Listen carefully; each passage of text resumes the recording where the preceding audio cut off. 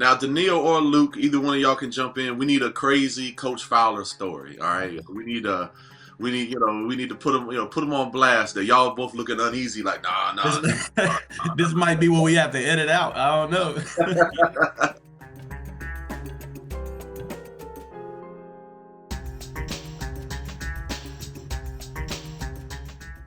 Welcome to another episode of For the Love of the Game. This week, we're trying to help the young athlete. We're trying to help the young family. We're trying to help people get ready so that they can make that transition from AAU to college. What does it look like? How is it different? How has AAU changed throughout the years? And today, we got two AAU old heads. We got two legends of the game. Two guys that played it back in the day. Today, we have Deneil Bryant and Luke Neeley. Both of you, welcome to For the Love of the Game. How are you doing today? Doing all right, man. Thank you for having me on. Awesome. Now, Deneil, am I pronouncing that right, Deneil? Yep, that's right. Yep. All right, Deneil, we always ask this of all our guests. How and when did you fall in love with basketball?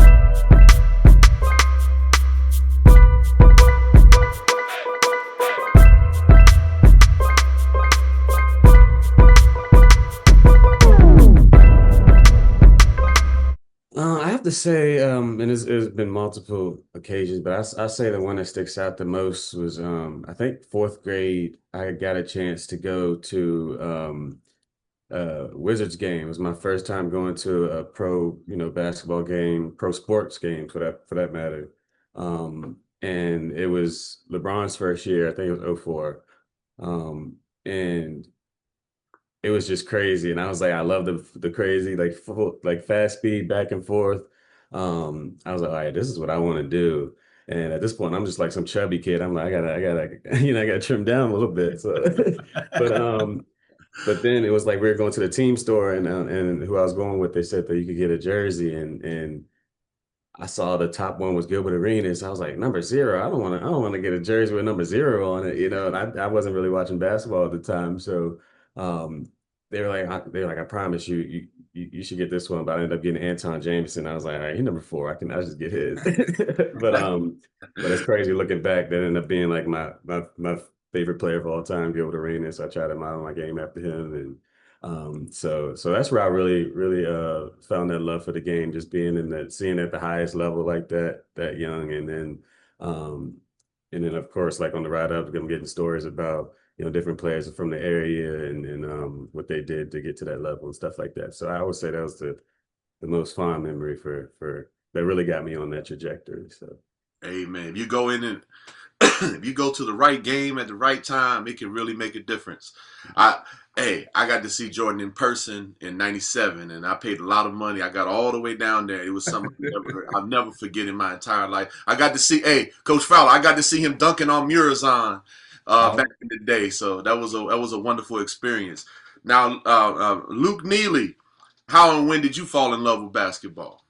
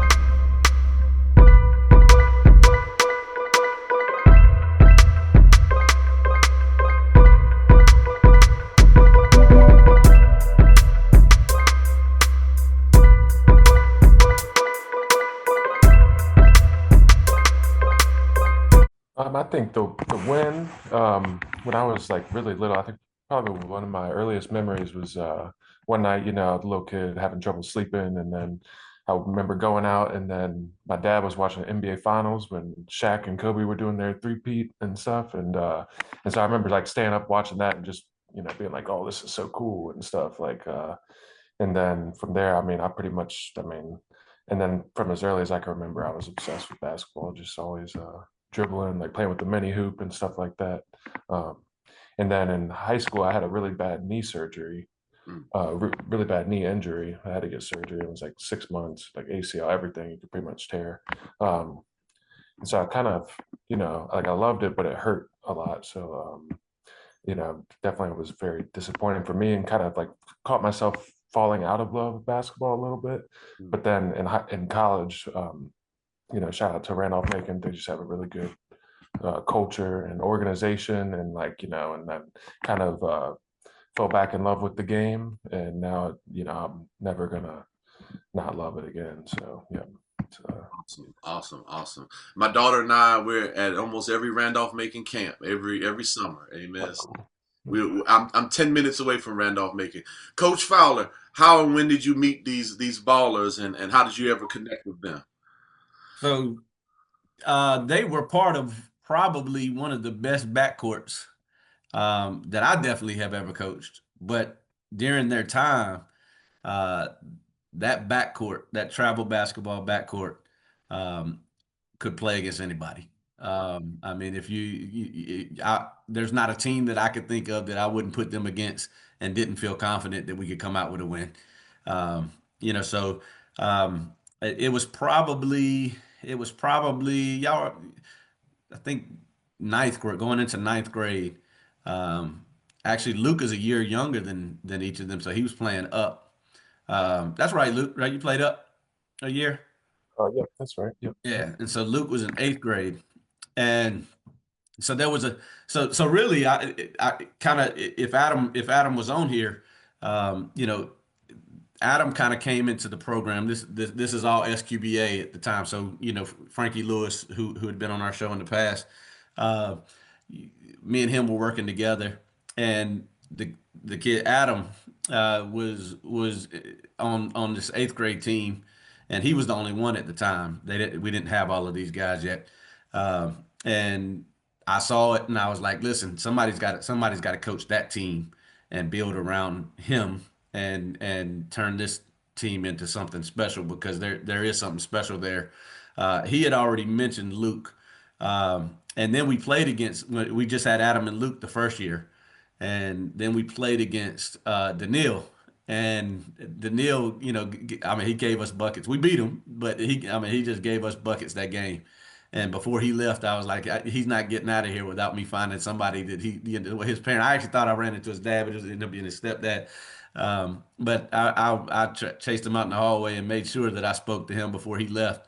Um, and we started pursuing Deneil for the next season, and we ended up building this solid backcourt, man, that was just ridiculous. We didn't have, I mean, I say we didn't have a ton of size, but Luke's like 6'8", 6'9". So I mean, so he was on the wing, Mm. so we didn't have any legit like real post players. We but the guards on that team, they were phenomenal. And watching them play and each of them playing their role, none of them being, selfish or, I mean, it got to the point where they were cool with coming off the bench because we just had so many of them. I mean, you didn't have so many of them, but you had too many to start. And so they were like, I'll come off the bench this game, coach, don't worry about it. And so, it was really cool to watch. All of them kind of do their thing. I mean, you had your scorers, you had your defensive players. I mean, Deneil, one of the scrappiest defensive players that you would ever see. Luke, left-handed, lights out shooter, long, could get his shot off pretty much on anybody. So, it was fun to watch them grow. But yeah, it was around the eighth and ninth grade for them that I ran into him and recruited him into the program and kind of went on this 3 year journey. We called it the 3 year plan. Kind of went on a 3 year journey with them and it was a run. And what's unique about this is it was right before I mean, you're kind of right before the circuits all started. Like you had enough of the circuit to where, we didn't run it like last episode we talked about with Nico and Travis Lee and them. They got a chance to play against some of the Nike teams because there wasn't just a Nike circuit. You still had like the Peach Jam, you had Nike tournaments, you just didn't have that circuit. Uh, these guys got a chance to play against some of those teams, but it was a little bit, it had started to change a little bit. So, I mean, this was a little bit, there was about 2009, 2010 guys, that we were doing this. So it was right at the shift, but they were still able to play against some really competitive teams.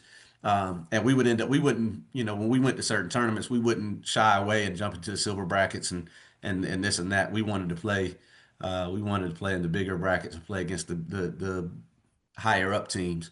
And we competed and we won a lot of those, a lot of those championships, beating some of those bigger name teams. So it was kind of in that transition from what AAU once was to what it is now. So they're kind of in that right in that transition period. Okay.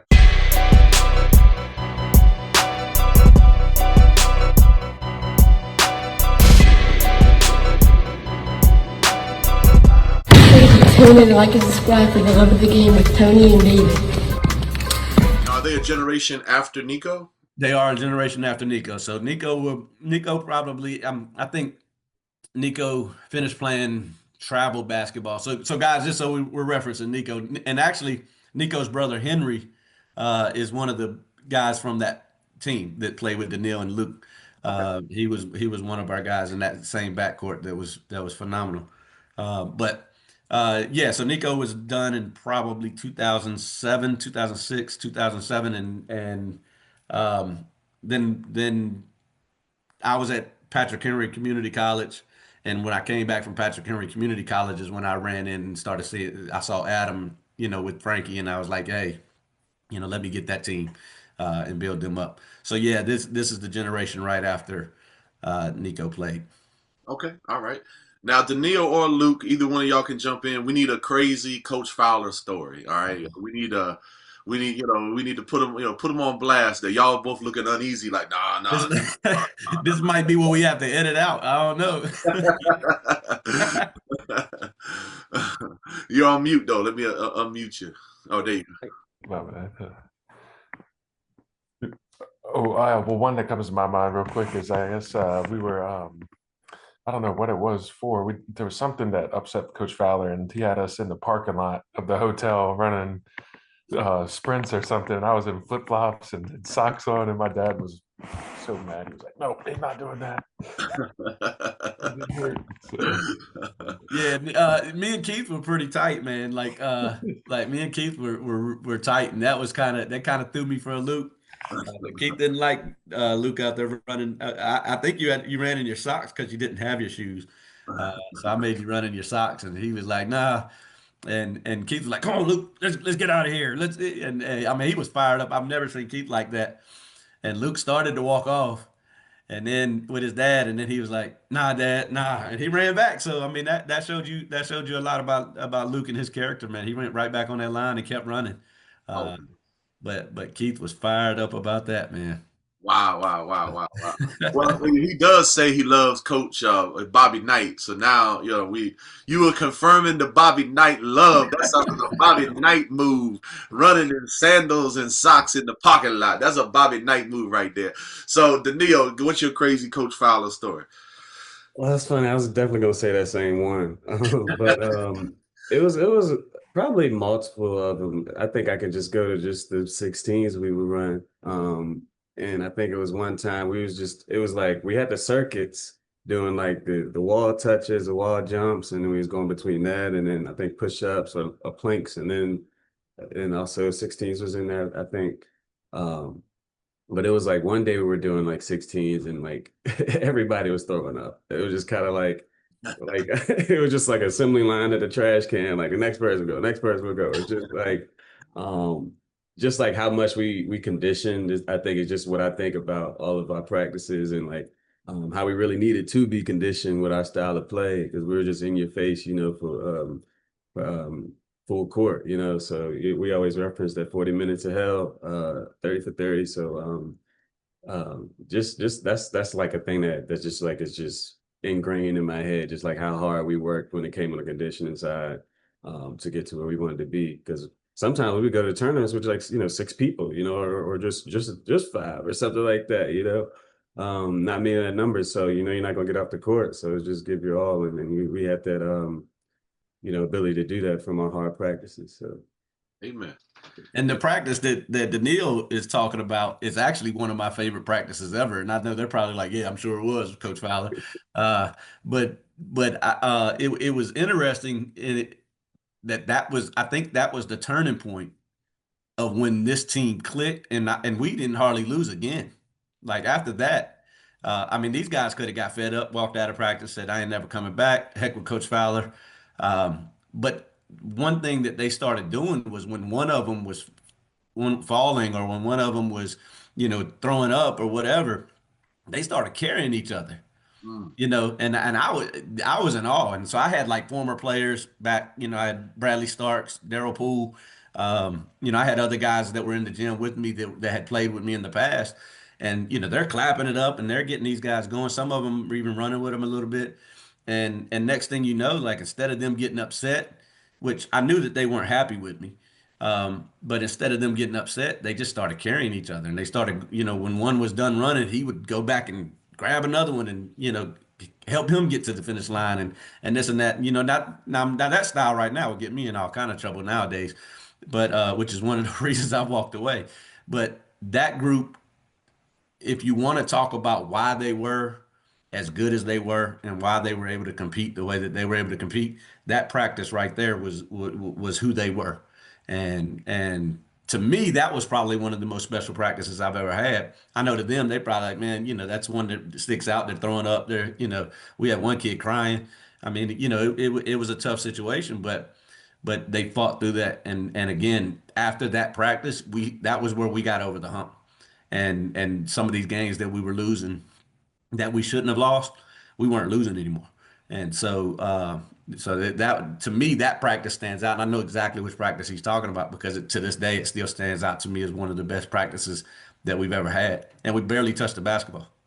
yeah, I even add one more thing with that is, yeah, we was carrying each other, but we weren't carrying Donald. That's one person we wasn't carrying. Well, He's too Donald big was the for one that was crying over at the Yeah. trash can. He was crying because nobody would carry him. Uh-huh. Donald was like 7 foot, and I don't even want to put a weight on him, but he was yeah, he is a very large dude.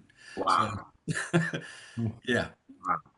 Wow. So Well, I've never played on y'all's level, but I will say this: in the Army, when you are with another group of men, or you're with a group of men, and you have to do something a little psychopathic, it creates a bond that it's that y'all are willing to die for each other. You know what I'm saying? Where it's just a little, it's just you get an edge there once you are willing to go there with somebody, and once you've been there with somebody. So I can understand. I can understand. What's a memorable game that y'all had playing together back in the day? Was there a particular game that stands out that really put an imprint on you? Like and subscribe for the love of the game. Either one could go. Well, Luke, you're unmuted, so you go first, man. Uh, hmm. It's a little, some's a little blurry than others. I mean, I think one time in Pittsburgh, I don't know if it might have been after Deneil. I remember, I could be wrong about this, but I think I remember like winning. Did we win a tournament in Pittsburgh, Coach Fowler? Do you know if we did or not? the one I'm thinking of is in Pennsylvania, but it was like the Quaker City Classic, so it might have been outside of Pittsburgh. Okay. But we lost in the championship. But Uh, that was our coming out party, though. I don't know if you guys remember that one, but that's gonna be mine. But unless y'all go with it, because I see Neil smiling a little bit. Is that DC Assault or was that what that was? Yeah, we beat them and we beat Steve Francis's team to get to Okay. the championship. And so and everybody was like, "Who are these dudes?" Because that we weren't like nobody knew us yet. And it was actually it was the tournament right after that practice, to be honest with you. But nobody knew who we were, and we came out and we ran over some Maryland team that was running their mouths in the hallway. They were clapping at, clapping in y'all's faces and all that kind of stuff, and trying to get all hype in the hallway, and we ran over them, and then just kind of kept running through that whole tournament. And then Mike Bray, who was the coach of Notre Dame at the time, was sitting right at under the basket while we beat Steve Francis's team in the Final Four and made it to the championship game.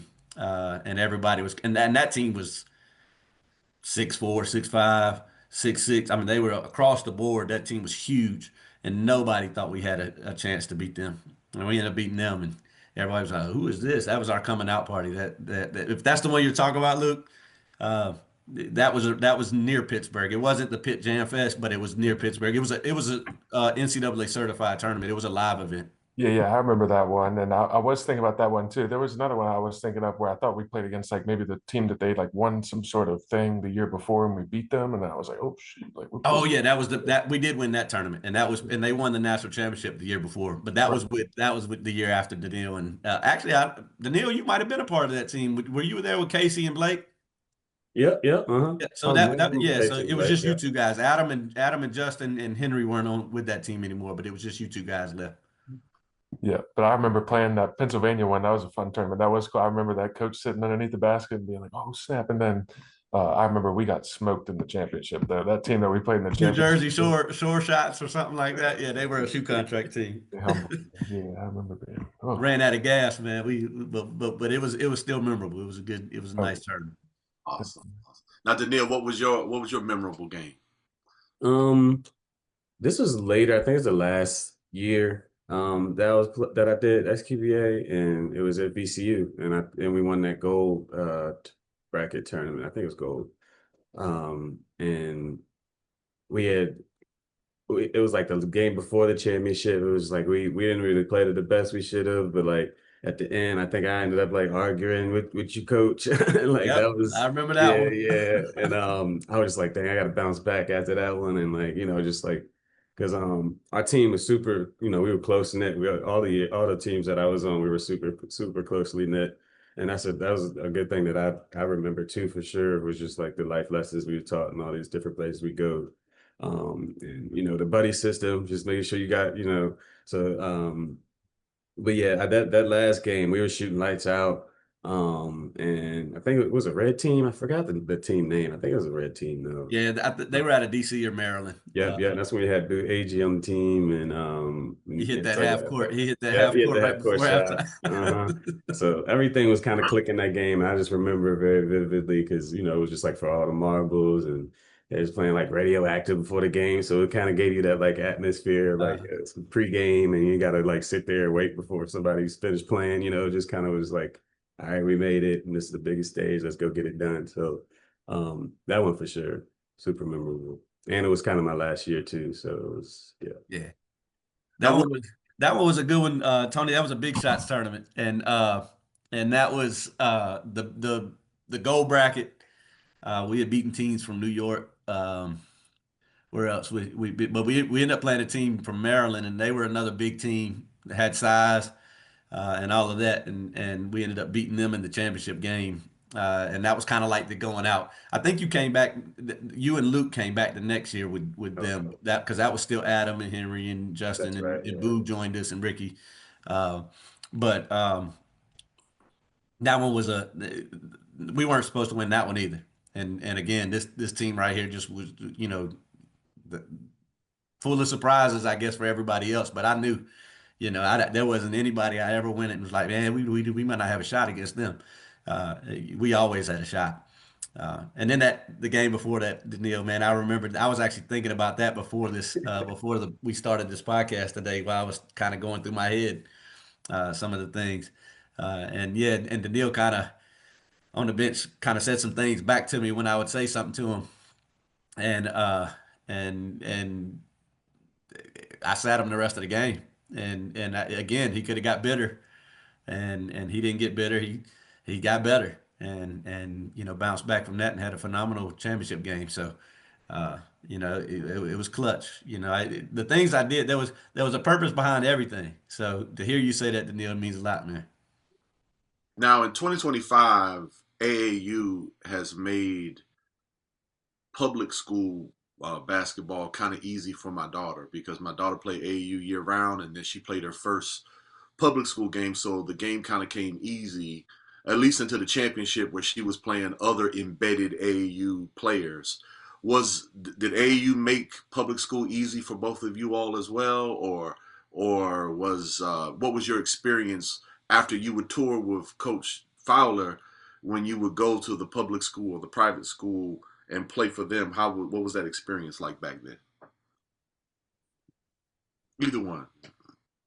I would say like I think I don't know, easier. I mean, I liked the AAU team a lot more than my high school teams, just in terms. I mean, much respect to people I played with and coaches or whatever, but I think that the teams I was on in high school were not that good record wise. Like didn't win a whole lot, and so going to AAU, we'd go to AAU and then we would barely lose, and that's what I like. I like winning and stuff, and I mean, who doesn't? And so I think, I mean, maybe a little bit harder. I think it was definitely easier for me playing AAU than it was playing at high school because I had Adam and like had the guys. We had I loved playing with the AAU team, right? I didn't necessarily love playing with people in high school as much. So, I mean, harder in that degree, I would say, because I think I like playing more team basketball. Like I've never been like an ISO player where, I gotta go one-on-one with somebody. So yeah, to answer your question, I would say it made high school basketball harder for me, like public school basketball. And yeah. Hey, did you know there's this little button? It's right here on the video. And it reads SUBSCRIBE. And when you click that little button, an angel gets its wings. For real. Yes. So Deneil, what was your how did it feel to you when you would have to leave the AAU team and go through your public school or private school season? How was that transition? I think to start it was a little bit of a transition, but a good transition. I think you start to learn because I think in AAU, everybody's for the most part got the same common goal, and especially with our tournaments we went to, they wanted to play ball at the next level. So it's just that already brings a certain level of play style and even just like freedom out on the court, because you're just really trying to showcase your skills and show what you got. And I'm not knocking high school sports and saying it's not there either, but it's more of just like that's where the focus is in AAU. And then so switching back to just going through your school curriculum and then your schedule. In the beginning I was like kind of butting heads with my coach of like things that I could do, things I couldn't, and especially with me playing varsity for all 4 years, there was some stuff that I had to dial back on, because at that time I had a coach that he was very regimented and not letting freshmen get too comfortable and doing all this. Seniority was a big thing with him. But I'm not gonna name them, but people who know me know who it is. Yeah, I think that's a big part of it. And then I think I've like year after year, say like junior year and then senior year coming back to, it's like you're showcasing different things at the AU level, but you're also like fine tuning different things so that when you do go to high school to play, that you're just getting better every year, and the stuff that you worked on over the summer is like showing out, in your school league. So I would say I'm kind of copping out where I'm saying like it wasn't a hard or an easy transition. I just think it was a fruitful transition if you look at it that way, because you can get a lot of practice is big, and it's kind of like if you're playing pickup with a bunch of plumbers and stuff, are you going to get better, or are you going to go to this park where you playing a bunch of former college players, or like that's going to get you better, just kind of like iron sharpens iron. But you can't have something else sharpen you if it's not really that quality of a knife, I guess. I don't know. I might be messing that analogy up, but see where I'm coming from. So yeah, I think it was a pretty fruitful in both ways transition from AAU to school league. So Okay. Now, what high schools did y'all play for? I played for Covenant in Charlottesville, so it was a private school, so that already brought in a different level of competition as well than public school. So Okay. I was Orange my freshman year, Orange County, and then Woodbury Forest from sophomore to senior. Okay. All right. Well, my baby goes out to play Orange every now and then, so Okay, yeah. we travel way out there. Y'all, they have some nice gyms out there, even though it's way out. It's some nice facilities out there. Now, question: where did you all? You Coach Fowler let me know that you were successfully, you successfully both went to college and played ball in college. Where did you get the most college looks, do you think? Did you get it in your AU experience, or was it through the public or private school structure? Which one did you get most looks or most letters from? I think I got all of my looks from AAU. I think pretty much. I mean, I can't think of any that I got from school. So I think I pretty much got all the looks I got from AAU. I think. Mm. And Deneil? Yeah. And I actually didn't play in college, but I went to Lynchburg College, but didn't play there. But I got most of my looks kind of same with Luke from AAU. I probably only got about one look in high school at being at Covenant my last year. But yeah, mostly from AAU for sure. Awesome. That's good to know. That's good. People need to hear. Even back then, it was, and now AAU is even bigger than it was now. I think a lot of people don't. Of course, this is obvious to Coach Fowler and people who are really on the end, but I think a lot of parents who need to watch this podcast, they don't understand that that's where you're going to get your looks from, and pretty much the public schools, you're not going to get when I was young in 91, people were going to get their looks from public school, you know what I'm saying? But that's all changed now. So Luke, where did you go to college, and and what was your experience like there? Went to Randolph Macon. Oh yeah, I know you shared that. I didn't know if that was it. I'm sorry. Oh yeah, no, you're good. Yeah, I went there. I mean, the experience, it was a great experience, really. I mean, I can't downplay it. Like, I think, I mean, my first year there, I tore my meniscus, like after practice, like messing around with my teammates trying to dunk on them. And I felt something pop. And then I was out my whole freshman year. I could have redshirted, but it was Division III, so it was paying to go there still. And we were pretty bad. We had the worst season ever. Like, so the year before I went there, they were #1 in the country. And so I was like, oh, this is gonna be fun. I was like, oh, let me go D3. I mean, I probably could have gone JUCO and tried to get Division I, but I was like, am I gonna have a lot of playing time? Like I lost all throughout high school on my public school team. I was like, I want to be on a team that wins and stuff, and I want to be able to play.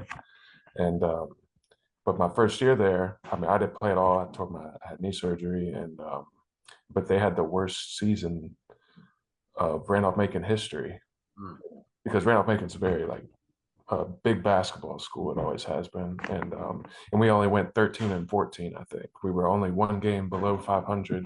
And this was Coach Merkel. I don't know if you're familiar, but he won the national championship. This was his first year there too, and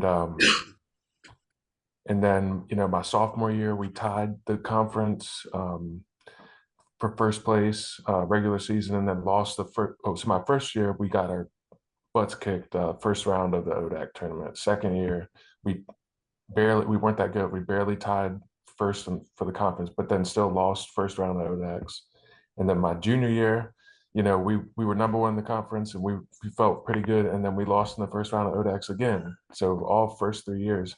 And then my senior year, we finally got past that hump. And then in my senior year, I think we ended up 27-4. And we made it to the ODAC championship. First play of the ODAC championship, our starting center tears his ACL. And the team that we're playing is and we were already down another starter as well. And we had another big man quit, who was first team all ODAC the year before. He quit halfway through the season. And so we were really down on bigs. And then we ended up losing the championship game. But then we ended up going to the NCAA tournament, and then won the first 2 games, and then got to the Sweet 16, and then lost there to the finalists, to the runner-up. But it was really cool because then after that, the next season was COVID, so it got canceled. But they were #1 in the country, right, going into the tournament. And then the year after that, they didn't even have a NCAA tournament, and but the next season that they did have a tournament, they won the national championship. So that was pretty cool. You know, it felt good for me as an alumni, like knowing that, you know, I left it better than it was when I got there, even though they were number one, like when I got there. And then, you know, we kind of went to the depths and then kind of climbed our way out of that. So, I mean, I feel very lucky and grateful that I got to have that experience for sure. That's awesome. Now, your time at Ashland, did Mr. Jingles used to do his world tour of Ashland when you were there? Oh yeah, his jingles would be jingling too. I'll edit that part out. Yeah, But just so you know, so, yeah. Coach Fowler just said this is an Ashland thing. Only people from Ashland, the center of the universe, know this. My kids and I, we were in a library doing a podcast interview, and my kids were really little. And then all of a sudden, this man is driving by on a bike in a dress, and it's a miniskirt dress as well. You know what I'm saying? And then I asked the lady, I was like, "What?" You know, because this is a country town. And then and my little girls who are homeschooled, they were like, "Daddy, look!" You know, and then the lady said, "Oh, no, that's Mr. Jingles," and I was like, "Oh, I'm sorry," you know, like I didn't know. And then I was like, I had to shut my because you know, homeschool kids, when they see something they ain't never seen before, they just saw a man in a miniskirt on a bicycle, and he's jingling as he's going down the road. And my babies was like, "Mr. Jingles." So everybody in Ashland, they know Mr. Jingles. But Luke, I'll take that out if that bothers you or anything. No, I think it's funny. No. We didn't say nothing bad. I'm just everybody in Now Ashland. everybody knows to look for Mr. Jingles when they go Mr. there. Jingles. He's an Ashland staple, man. Everybody knows Mr. Jingles in Ashland. So, hey, that is an awesome story. Now, when you hurt your knee, was it the same knee that you hurt in high school, or was it a separate one? Yeah, same one. Yeah, same one. Yeah.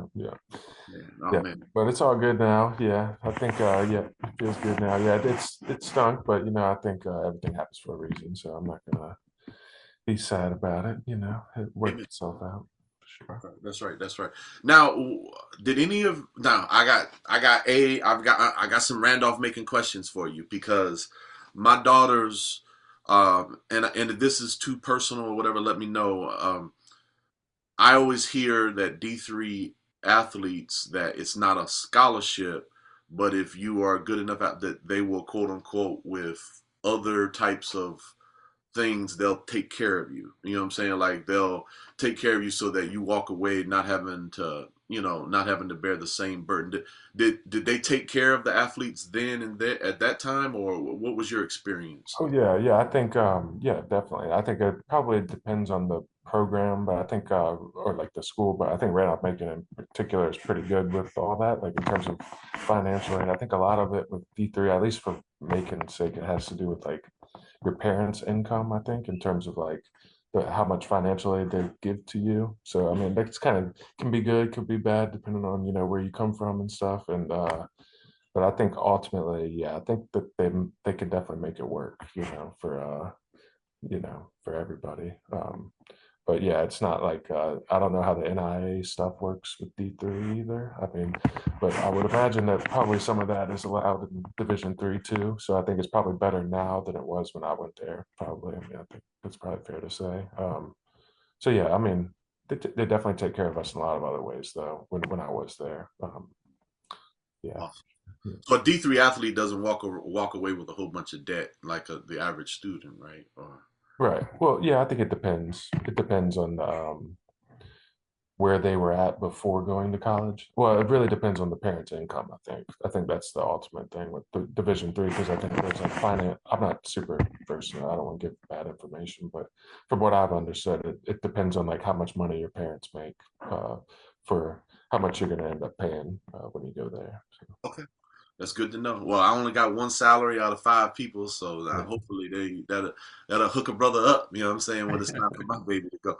So, And I think before we, because when we talked to Deneil about his as well, I think it's important to know that both Luke and Deneil made personal decisions with the colleges that they chose, and the decision, with Deneil, I let him tell his own story. But Deneil did have offers. Deneil could have played college basketball. Deneil chose personally to move on from that and just begin pursuing. And I'll let him tell his own story. And actually, the way that we wooed Deneil kind of into our program was Luke had an offer from a Division 1 school, Duquesne, out of Pittsburgh, leaving 8th grade. And so we went to Duquesne to visit, and they were like, yeah, bring some other guys if you'd like to bring as well, because we were going to take Luke up. And so to kind of get familiar with Deneil and kind of get Deneil familiar with what we were doing, and his family, we brought Deneil with us to the Duquesne visit. And so it was kind of Adam, Luke, Deneil, and there was one other kid that came with us as well. So Luke is these guys we're higher level, and so I don't want anybody to look at it and be like, Deneil didn't play in college or whatever the situation, or Luke went Division III. I think, Luke, you even had an offer from Navy at Division I out of high school, and I can't remember, was it that you didn't want to go to a military school or what it was, but I think Navy was showing a lot of interest. Was that the case? Yeah, I got a verbal offer from them, but I would have had to go to like this NAPS thing, which is basically like a JUCO thing. So it wasn't like I didn't really have a spot on the team, and I did get in some trouble in high school for something silly, and I think that kind of after that I was like, all right, I'm picking something, and then I was like, all right, I'm just going to run off making. So I kind of Yeah. got a So there was little. with the knee injury and then some other circumstances. So I mean, again, these dudes, you know, were much higher than what, and I don't want to take anything away from their decisions, but for the people watching and trying to understand, again, Luke had a Division I offer leaving 8th grade, and Daniil had many opportunities. I mean, there were a lot of places that Daniil could have went, and he made the best decision for him.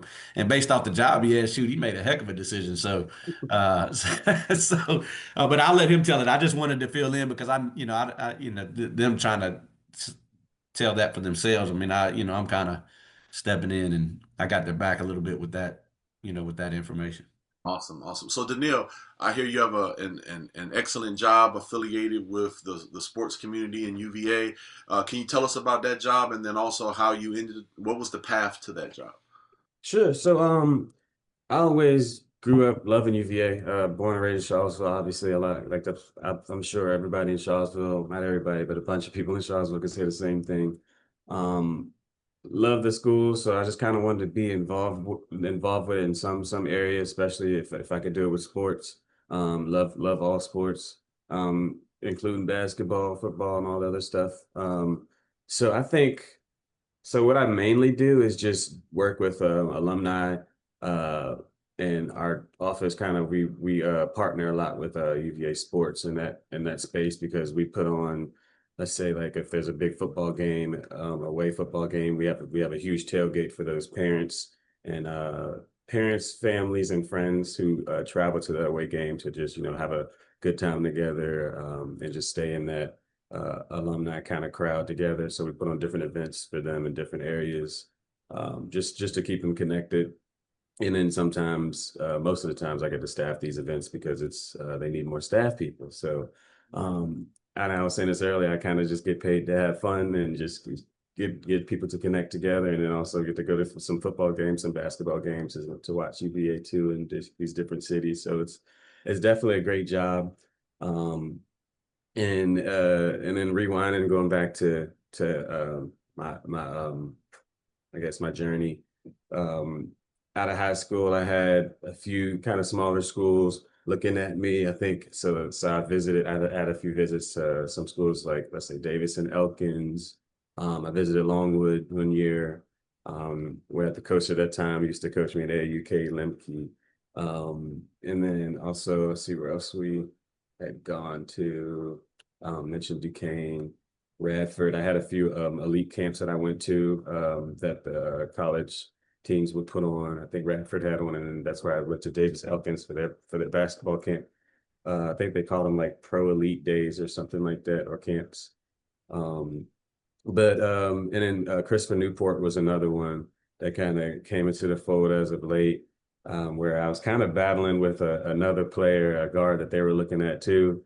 If I remember correctly, I think kind of the only difference was that he could dunk and I couldn't dunk, but I think that was the only thing. But we actually played each other in high school and he got strapped, but that's a whole nother story. So, I just always been like that scrappy player, like as Fowler mentioned earlier, defensively, defense was kind of my calling card, and always would think like if you can't score on me, then it's like you're not going to score anything. You know, I don't need to score a point, but as long as I stop you from scoring, like I'm good. Or if I'm on the court, and I'm making my team better. I can have like 0 points as long as I got 15 assists. You know, like I'm gonna impact the game in any kind of way I can. Um, and then also, I think it came down to like a decision, and I kind of prayed over it. Like, I visited some schools. When I visited Lynchburg College, I fell in love with the campus. And I was like, I can really see myself here. If it wasn't for sports, I prayed over it. I'm just like, and then the coach had gave me the option to walk on the team. I was mulling over that as well. So then school goes through, and then there was a whole kind of miscommunication with the coach, and and and all this paperwork I had to fill out that I didn't know about because I missed an interest meeting that I had a job during. I was like working in the caf to get some extra money, broke college student trying to get some money. So I was able to miss that. He told me it's okay to email him, didn't get back, and then so I was kind of like, all right, well, I'm behind the 8 ball. That kind of made my decision for me. So I just kind of took a different direction, and which was fine. I'm completely fine with the direction I went. I was just doing club ball. I would scrimmage with the varsity team every now and then, and like even they would realize like, oh, Deneil, why aren't you on the team? But so it's just kind of like I knew my talent was there. It just gave me that peace of mind. I'm like, okay, I know I can play on this level. Just like some people take different directions, and we move on from there. And I love where I'm at now, and I couldn't agree more with the decision I made earlier. So yeah, that's kind of my roller coaster story, but I have no regrets at all where I ended up in the decisions I made. So yeah. Now, the private school in that you went to in high school, was that because of basketball, or were your parents going to send you to that one regardless? So I made the decision to go for basketball. I wanted to give myself, well, the best opportunity. Private school, it's just we would have more I guess exposure. You play some higher quality teams. I think we played against a lot of D1 athletes at the schools we're going up against, these other private schools in the Virginia prep ranks. And so I did that for one. And then the coach that was there at the time, he had ran a lot of them basketball camps growing up and stuff. And so we had that connection, and I was gonna be a freshman. So I would get that chance to play varsity all 4 years, where at my previous institution, I was going through Charlottesville City Schools, so I was at CHS. I wouldn't have got that opportunity. I don't think. It's just public and private, then also it's like the level of competition would have been different as well. So we willingly made that change. So and it was basketball motivated, as well as like the curriculum at private school as well. So college prep, curriculum. Awesome, awesome. Now, how has athletics shaped you all professionally, and how has it helped? And then also, I can imagine it might be a little frustrating because basketball is more of a meritocracy, and sometimes the corporate world isn't. But where has it been a blessing for either one? Any lessons learned that you took with you into the professional world? Yeah, for sure. I can go ahead and jump in. I think just hard work, just working hard, and not having anything given to you. Like I was explaining earlier, how I'm just like a kind of scrappy guy on the basketball court. I would say I'm kind of a scrappy guy, and even in the office, or a scrappy guy like when we put on events, and just kind of like I'm making sure. And I'm a musician as well, so that's where I'm a perfectionist as well. So just kind of like giving my all into whatever I'm doing, and making sure my work is my best work, and I'm showing my best self every day I come in the office, or every time I step on the court. I'm giving my best self. So I'm not trying to half-ass anything, and let people know that, yeah, I come here and I mean business, and you're gonna get the full me, and not just someone's gonna halfway give you something. So Let me guess, saxophone. Is it saxophone? nah, it's piano and voice. But All I right. did play Tony, clarinet back Tony, in. he sang at mine and Tisha's wedding. Oh, wow, that is so cool. That is so He cool. sang at our wedding. Hey, well, if you ever move to the Woodbridge area, my church needs a pianist, so I'm gonna hit you up. All right. Sounds Nah, good. that's the hardest part about pastor, man. The piano. Everyone had the people dog out the pastor and like, oh, pastors are in it for money and da da da da da da. Man, let me tell you this: music is a business. I mean, in the church world, music is a business. If you want to talk about what really costs money to get a good musician, and that, woof, there's music. Matter of fact, I might just put my daughters through piano lessons just to just to cut on the overhead. Amen. Yeah. So yeah, if you ever come by Woodbridge, give me a holler, Deneil. Sounds good. I will. So, Will do. how did athletics shape your world, Luke, when you moved on from that? Honestly, a lot of ways. I think, maybe at first a little bit, you get a little, it's kind of figuring life out. It's like, oh, my story's not over yet. Like, oh, this is, still got, stuff to do in life and stuff. I think one thing, one of my friends was telling me about this, about like, I wanted to learn how to get better with school and stuff. And he was like, you gotta take it as a competition, like take it as like you're competing with school and stuff. And like same with like the job, it's like I think like just having like a level of competitiveness, I think, like with what you do in terms of like, but more so like in terms of like competing with my former self, right? Like that's what I'm trying to compete with, it's like I'm not like, I know that like with athletics, I realize, sometimes I think it's human. We all compare each other and stuff. And I feel like I never, I don't think that helped serve me in any way, like comparing myself to others. And I think with athletics, one thing I realized was like,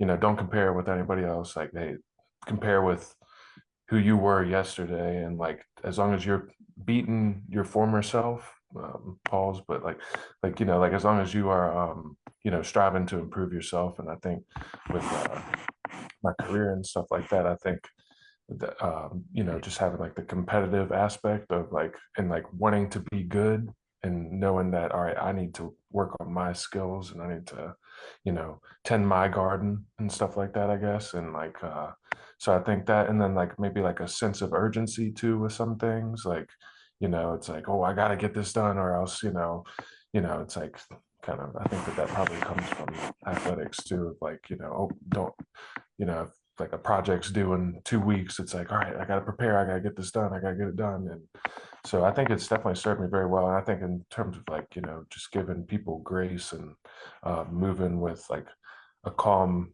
attitude, I guess, because you got Coach Fowler yelling at you all the time, to learn how to be calm in situations, where, and it's not a thing of, oh, they hate me. Oh, it's like, all right, they just, you know, they're probably worried about their job or whatever, and so to not take things too personally, I think has also helped me out, and I think that's probably come from sports as well. So yeah.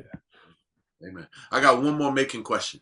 Um, did any of your teammates at Macon, did they ever get offers or did they ever get people interested in them moving up to D1 or D2? Did that ever happen? Oh yeah. One of my best friends, he actually played at the Naval Academy, and that's where I was kind of like, oh, I'm going there for a little bit in high school, and but he ended up hating it and then dropped out and was like, no, I'm going to Randolph-Macon because he knew the coach. They had ties and stuff for some people, but he ended up being one of my best friends, and he told me all the reasons why. I'm glad that I didn't go to the Naval Academy, and then I played. Probably the best player to ever play at Randolph-Macon, in my opinion, at least. Started at Randolph-Macon when I was a junior. He came in as a freshman. His name is Buzz Anthony. He's like, he was player of the year like 2 or 3 times in Division III.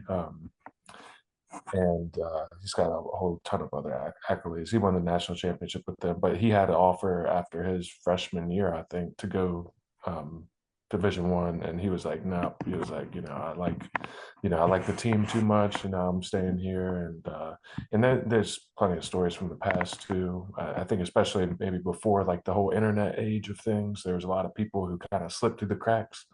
They ended up at Randolph-Macon, and they ended up, being really good. And yeah, so I think definitely there were definitely people who could have moved up if they wanted to, but I think that the ones that I played with, they all liked Randolph-Macon enough to stay. So. Amen. And I think it's important to know the landscape of Virginia is Division I or Division III. I mean, I think there might be two Division twos. And with that being in the league that those Division twos are in, uh, could probably compete low Division one. So a lot of people do fall through the cracks because of the landscape of college basketball in Virginia. You don't have very many Division two, so you have Division one, and if Division ones ain't on you, then your next thing in line is Division three. So a lot of people do fall through the cracks that probably could play at the Division two, low Division one level, end up Division three because of that. So understanding that aspect, and now with the way the transfer portal is, I'm sure a lot of those people that do fall through the cracks and end up in Division three have the opportunity to transfer up. More so now than when Luke played, because Luke, it wasn't that long ago that Luke played, but the game has changed so much even since then. With the transfer portal and all of that, that is probably more common now than even just 5 years ago. So. Okay. Gentlemen, during your day, was there a live session in AAU like there is today, where there's a live session for active recruiting, or did they have that back then, or was it something that's evolved since your day? Yeah, they had it. So I'm sure it's evolved, but they definitely had a live session. I remember that. I think it was like maybe July and August or something like that. But yeah, I think that, yeah, definitely. Okay. And Coach Fowler, for the ignorant who like myself 3 years ago who might be tuning in, can you explain what a live session is? There were live periods when those guys played, and we were always active during the live periods. There were two during April and two during July, when those guys played. And basically, it's a part of the recruiting calendar when Division one coaches can come out. Division two had their own separate kind of calendar. It was a little bit different than Division one, but they had their own calendar. They could come out a little bit more than Division one could, but it was specifically designed for Division one coaches to come out. Division three could come out pretty much anytime they wanted to. Now the rule has changed, and Division two is on the Division three calendar, so Division two and Division three can recruit anytime. But when they played, we made sure that we were always in tournaments, quality tournaments that were NCAA certified events, which just so happened a lot of times to be big shots back in the day. But we would get around to Hoop Group and some of those other ones, Pitt Jam Fest. We were in West Virginia then these were back when you could actually have tournaments on campuses. So we would play at Pitt, at their facility. We play at West Virginia, their facility. Even further back before then, UVA had one. This was before Deneil and them. But anyway, they would have NCAA certified events when college coaches could come out, and we made sure we were always in those events, the better ones, to get them in front of coaches. Amen. Amen. So, Coach Fowler, it's been great having these guys on. You have any closing thoughts or any questions, or what's your wrap up there? Well, I would like to, before we close and before I do all that, I would kind of like to get their perspective on AAU when they played, and what their perspective is of AAU now, if they're still involved, still see it, and kind of how they feel about the landscape now, because again, they were in that transition period. I mean, that was kind of a sweet period for them, because, gosh, I would have hated to have that team in this AAU age right now. I kind of wish I would have had that team at the same time I had the Flavor All Stars with Nico and them, because they would have gotten an opportunity to play a lot more competitive teams, and would have gotten to prove themselves a little bit more. But they still were able to. They still played against some really good competition, and we were still able to play some of the shoe contract teams and whatnot. But I'm just curious, because they fell in that sweet spot, kind of what their thoughts, and kind of to give your perspective of when you guys played, to the people that are listening and the people that are trying to understand how much the game has changed, because it has changed a lot since you played. But I'm just trying to get y'all's perspective on the differences and how you feel about the new game. And either order, it doesn't matter. Whichever one to go first. All right, yeah, I'll go ahead. So one thing I was going to say this earlier. I was going to say like in terms of like our my SQBA experience, my I guess AU experience. I think it was pretty rare considering like when I went to college and just talking to teammates. So they all hated AAU. They were all like everybody on my team was all selfish. We all hated each other. They just wanted the ball and they just wanted to ball hog and score and stuff. And I think that was like probably talking to other people. That seems like the kind of how it went for a lot of people, like they didn't like AAU, and I was like, well, I loved AAU. Like I loved AAU more than high school and stuff. And so so shout out to you and SQBA for putting that all together. And I think with today's AAU thing, I think personally, I think it's kind of sad, and I don't like it. Like like Parks and Rec, for example, like some of my best memories are when I was younger, like playing Parks and Rec and like with friends and stuff from the small town or whatever. And, and nowadays, like they don't really have Parks and Rec teams anymore. Now it's like you either play on an AAU team or you don't play at all, Well, the so I, Parks and Rec teams are AAU teams now. right. They're Yeah. going Yeah. and getting Exactly. blown out every Yeah, weekend. and it's kind of like I think it's a little bit gross about like how like where it's like, oh, the EYBL league or the Nike team you have to. And so like there's these people that maybe they come from like super rich families, and then their parents just, so there's like two people on the team that pretty much pay for everybody else to play, and like on these like crazy sponsored Nike teams that are like super expensive to be on. And I just think it's all like now it's all like everybody's it's a market, right? It's more of like a it's not you know for the love of the game, right? It's not, it's more for the love of money. And I hope it changes, because I mean I get why it's happening, but I don't like it ultimately. I don't think it's good for like community. I don't think it's good for kids. And that's the issue. It's not good for the kids, I don't think. And I think it leads a lot of people to probably run away from basketball, and or Jimmy's playing on this EYBL team, and like Jimmy doesn't get any playing time or anything, but he's on the team, and his parents are paying for all of it. And so Jimmy, it's just stuff like that in high school. I feel like can mess with kids' heads and stuff like that. So I don't like it. I don't like the way it's evolved, personally. And that's where a little bit of where this title of this podcast came from, man. So what you referenced right there, for the love of the game instead of the business that the basketball has become. It's for the love of the game. So good plug right there, Luke. Thanks, man. Amen. And brother G.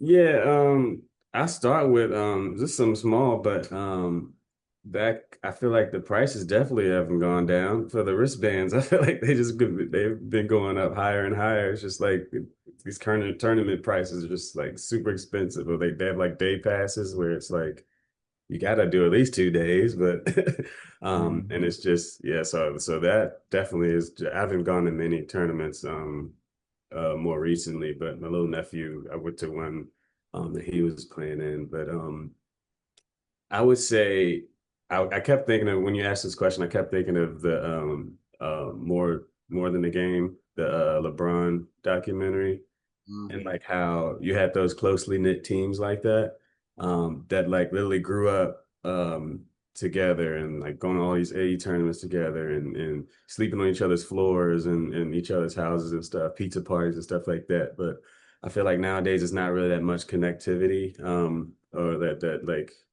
camaraderie between teams. And I know it's AAU, and it's just kind of like it's a whole different thing with, in terms of like if they're from that area or not, and I get that. But it's just kind of like that camaraderie in one team, and like what you can achieve with that certain sense of camaraderie is just, you don't see it as much these days, because you just got plugins, and this dude moved here because he's going to this high school, so now he's on this AU team. And so it's like a lot more movement, in which is completely different than transfer portal stuff, because that's college. But then you got high school people trying to move and wheel and deal, move around to get the best opportunity for high school as well. So then it permeates into like the AAU teams, and then in the tournaments that they go to there. So I think for the little that I've seen recently in AAU, I think that's been the biggest thing that I've seen, is just the movement, and how the teams just don't really have that much connectivity as much, and like kind of what Luke said earlier, every man for themselves, and you can't really see good talent like that if you don't really know your teammates that much, because then it just looks like pickup after a while. And coaches don't like that, as we know. So it's just yeah, I think that's what I've seen the most change in since we played. Amen. Well, I can tell you that trying to put together a 3-year plan that we put together would be completely different now. The knowing that you had 4 or 5 guards, uh, and that were all high level, next level college players, and everybody can't start. There's no way that we would have been able to keep this team together for 3 years. Now, the way we kept that team together, and you guys were so willing, because I think it had a lot to do with y'all, being so close knit. We did a lot of stuff that teams don't do nowadays. I mean, I noticed this a lot with my daughter's teams, is they don't get out and spend much time together. We would do the life lessons, and then we would get out and eat at the restaurants together, and try to do things together to build camaraderie. And you guys were even hanging out at home together. Y'all were standing at each other's house and going to camps together and doing things like that. I noticed that that's not the same now as it used to be. Making these friends is a little bit different. A lot of people are competing against each other now. Instead of saying, "Hey, we can do this together." Um, the way you guys did. So yeah, it's definitely that's a big difference, and it would be totally different trying to put together a 3-year plan with the level of talent that we had, on that team, than what people would be able to do now, because people would just be jumping ship. And I'm not coming off the bench, and you guys were willing and knowing that, hey, after that team already just took a good one of our best shots.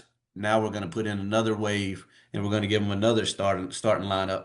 So we come with 2 starting lineups, and after that first wave, they think, "Woo, they're finally subbing," and then we sub in another starting lineup, and it was totally different. So, so you wouldn't see that nowadays. So I got what you're saying with that. Well, I think y'all both y'all made my decision a little easier. My daughter finally connected with one of those old school AAU teams, but they're not a big name, but they have that culture, and they've got a strong personality like Coach Fowler as well, and they have that culture where all the kids are actually really rooting for each other. So we had a decision to make whether the big name or the that culture that y'all are talking about, and I think y'all helped us make a decision tonight, because I'm hearing y'all, and I've already seen my daughter in environments where everybody was hating on each other. And that's just, I don't want even if we don't make the scholarship, I don't want my daughter going through 5, 6 years of, it being a basketball soap opera where everybody's backstabbing each other and everybody's trashing each other, and people not genuinely happy for having a player who's playing well on their team. They would rather do bad. It's crazy in basketball today. There are certain teams out there they would rather do bad without a good player than have a good player be on the team and outshine them. And like I don't know if that's always happened, but I've seen that. I've seen that. So y'all have made the decision a little easier. So I appreciate.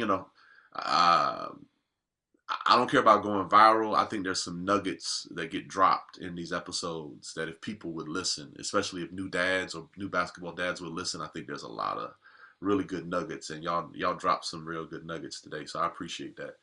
Any other closing thoughts, Coach Fowler? Yeah, and again, it's never been about going viral for me, man. This is a good platform. You guys know how I feel about the game of basketball. You guys have experienced my passion. But I will say that you guys also retired me too, man, because I've held every team after y'all to the same standard, and they ain't never lived up. So it was like, I got to get out of here. I got to get out of here. So that's the biggest thing when you get a team, when you're blessed to have a team like them, Tony, to be around guys like that were self motivated. Me and Luke's dad would go and have a drink.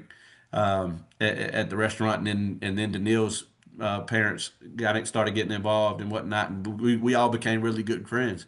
And you didn't have to worry about what those guys were doing back at the hotel, and what they were getting involved in until Luke got with the next team. Then that team was a little different. I had to worry about them a little bit, but with this group that we're talking about, uh, those guys were motivated, man. They hung out together, they stayed together, they pop in every now and then, say, "Hey, we're good." Go back to the hotel. They'd walk right back to the hotel. And as far as I know, they were doing what they were supposed to do. They were always ready for those 8 a.m. games if we had them. They always were where they needed to be on time. And so when you get blessed with a team like that were motivated the way they were and pushed each other, hung in like that practice and held each other up and carried each other. You're blessed to have a team like that, and you'll be hard pressed to try to find a team like that again. I mean, I certainly nowadays that's how much the game has changed. I just don't know if it's even possible to get a group of guys like those guys again. So I'll stop looking for that standard. I'm gonna have to, if I ever get back into coaching, that standard. I don't know if I'll be able to. That can't be the bar anymore. Might have to lower it a little bit, but not, guys, man. I appreciate you. It's good to see you, Deneil, Luke. Good to see you guys, man. Kind of reminisce a little bit, reunite with you guys, and get y'all's perspective and bring y'all onto this platform. This is exactly what it's for. To get you perspectives from guys like you, definitely who've been through it. And can offer something. You even offered Tony a little something tonight. So appreciate you guys, man, and y'all stay in touch. I mean, come on, man. It's Coach Fowler. Y'all stay in touch. Sure, sure. Thank you so much, and thank you for taking us through the journey we went through.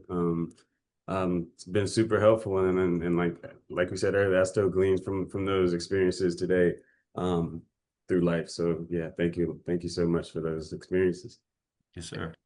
Everything Deneil said. Yeah, thanks for keeping us in mind, and thanks for having us, and appreciate you, leading us the way you did. I mean, really, yeah, I think you were a great coach. I love playing under you, and yeah, thanks for having us on this podcast, Tony. It was good meeting you, and Deneil, I saw you at the UVA game. We gotta stay in touch, man. Let's Sure. do something sometime. I'll let you know when I'm in Charlottesville, and yeah, man. But yeah, thanks, y'all. I appreciate you. This is fun for me. This was a lot of fun. So thank you. And Luke, I think I might have rubbed off on you in another way too, man. Congratulations on your engagement. I saw what your fiance looks like. So you might have. Tony, he's on the team, man. He's on the team.